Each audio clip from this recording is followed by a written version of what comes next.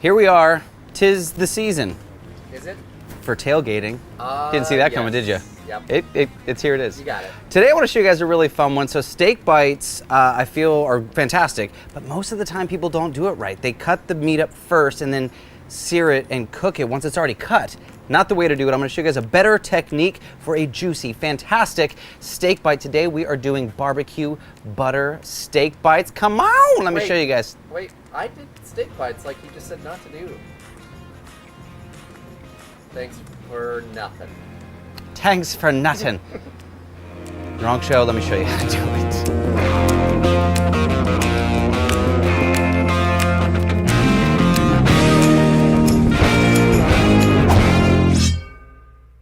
Now this recipe really is a quick one. I've got a couple of fat steaks, big old steaks. Actually, before we get to the steak, I'm gonna turn my heat up to high because we do want fast, quick sear.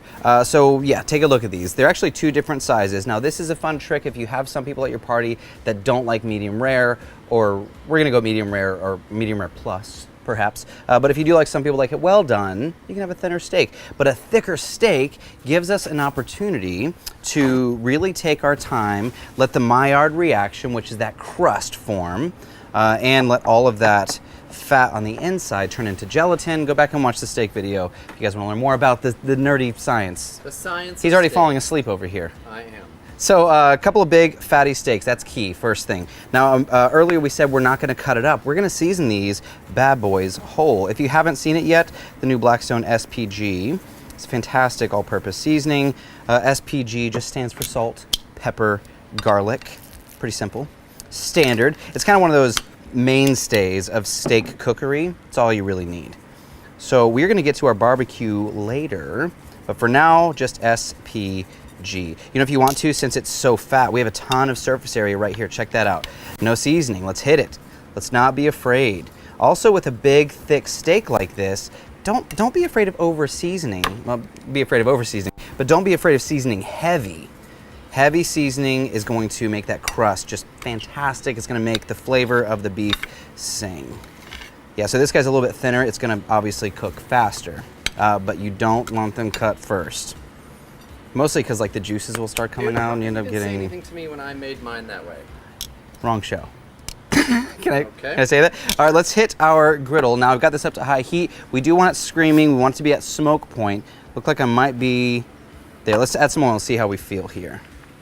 We definitely want it smoking. You want the instant that meat hits the griddle, you want to really start cruising. Yeah, can you see the smoke? Now we are ready. So both steaks, SPG, no muss, no fuss.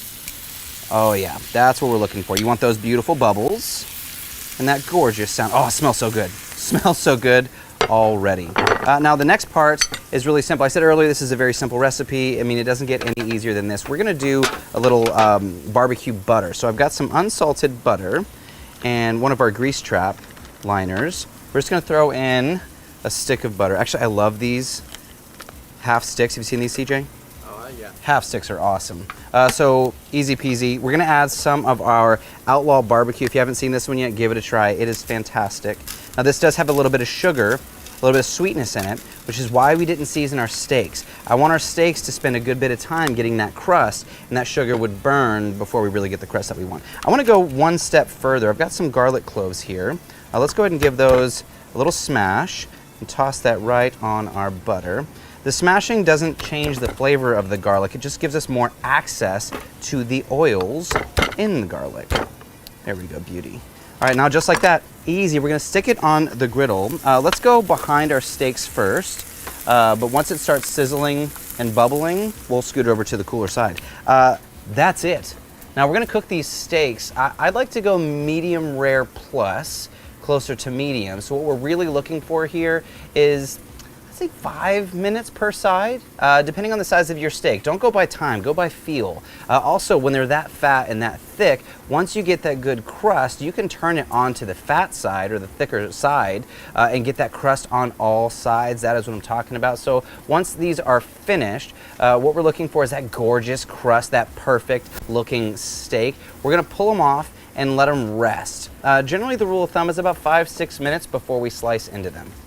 while those steaks are resting, let's clean up the griddle real quick because we do want to cook these in a second. We'll get to that in a second. You know what I meant, CJ. Sure. Throw down some water, clean up all of those little bits of good, well, they were goodness, now they're not goodness. So we're gonna spray that with some of their burntness. Go ahead and scrape that out the back so we have a nice clean surface, because the next part is gonna blow your mind, CJ. I'm ready for my mind to be blown. Here we go. Truly, resting is more important than you know, or perhaps you do know. Maybe you have rested. Oh, you see that right there, CJ? See this? All of this goodness.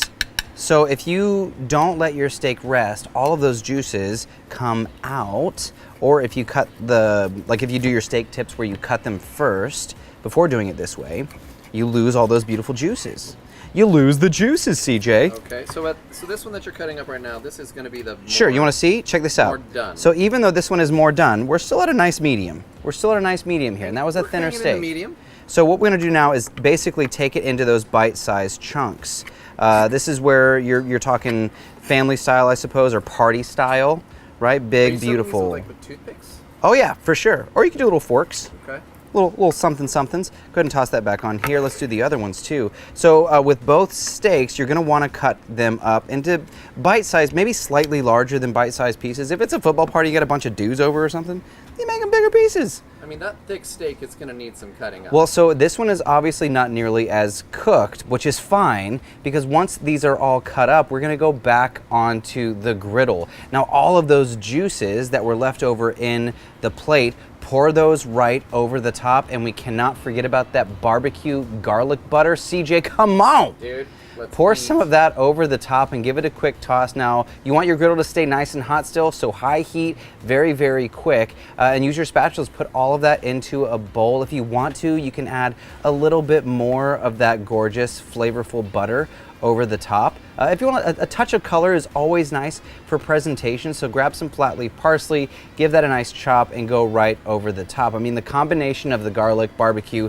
and butter, that beautiful steak, all the juices, this really was very, very simple, but it's also super impressive. Let's take a bite of this mother. That's a lot of toothpicks there, buddy. Well, if you're going, you have a party. Oh, come on. You have a party. You want to wow the crowd. Toothpicks. That way people don't eat too much. Dang. Is it cooked good? Come on. Oh, that's Come on. the I ain't lying to you dance. I went full Betty just now. Uh-huh. I got to do Betty another shuffle. one. Also, I don't know if you noticed, I did not remove any fat. I'm a fan of the fat. Doing it this way, people who don't like the fat, they can pick the other bite. But this one right here, dude, that gorgeous Dang it. Gorgeous One of that beef fat. piece, dude. There's more fat. So are you going to do a more post-dust fat. or anything? No, Oh, and how convenient. but if you wanted to add some extra seasoning, you could just give it a 1-2, a little Wetfer. Also, don't forget all of that stunning butter on the inside. Now that garlic sat in there for a hot minute, as long as the steaks were on there, right? Sure. So that garlic really had a chance to get all crazy delicious. So you're just kind of using that as a dipper? Oh, take a little piece of bread. I don't know if, can you see in here, CJ? There's so much meat in this How bowl. about I get in there? If I tilt it, can you see yeah. it then? Oh, yeah. There's So now that's not just that butter. Now it's mixing with the beef fat. So you can get your bread down in there. Do that move. This could be dinner for me. Hunk of bread, delicious beef. I'm gonna get one more piece just so you can relish with me. Wow. Wait for it. Wow. Hold on. Yeah, you hold on. I'm okay. Wow. We made it. Thick cut. That's the way to go. I'm gonna finish this bite before I start talking So again. I gotta say, dude, it was actually really rad because I've done steak bites before. Yeah? And I pre-slice. But your steaks typically will get overcooked You know what? because While we're here,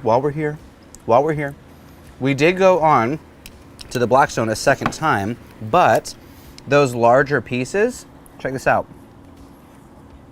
Yep, There's still a beautiful medium on the inside, right? So we have all that flavor. We have the traditional look of a steak bite, but they're far more juicy, and we can control the temperature at which we cook them.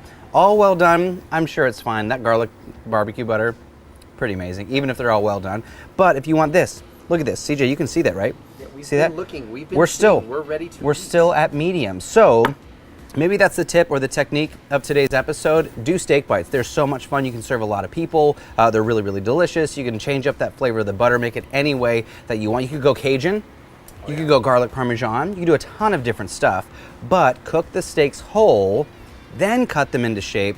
Throw them on the griddle one more time. That's it. Bob's your uncle. Grab another toothpick. Hey, thank you so much for hanging out.